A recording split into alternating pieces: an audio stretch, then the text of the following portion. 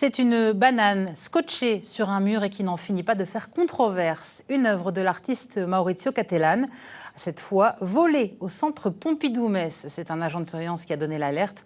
Un vol qui questionne sur beaucoup de points et particulièrement sur la sécurisation des œuvres dans les musées. Fabrice Rosassi et Colline L'Expert. Au centre Pompidou-Metz, ce matin, le public se presse devant la célébrissime banane scotchée au mur de Maurizio Cattelan. Samedi, pourtant, l'œuvre a été subtilisée en début d'après-midi. Il est 14 h lorsque le gardien, pourtant à quelques mètres et dont le champ de vision embrasse la salle où l'œuvre est exposée, donne l'alerte. La banane a disparu, ne reste qu'un morceau de scotch sur le mur blanc. Quelques secondes ont suffi pour cet énième épisode concernant une œuvre qui a suscité la controverse dès sa création.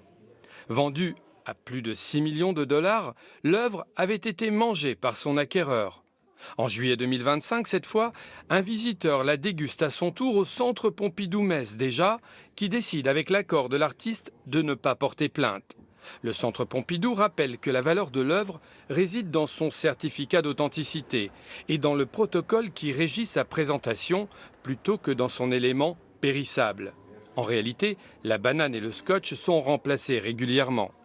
Sans minimiser le vol, certaines sources dans le domaine de l'art contemporain estiment que cette banane, si controversée, porterait dans son ADN même, dans son concept, ce risque de dégradation ou de vol.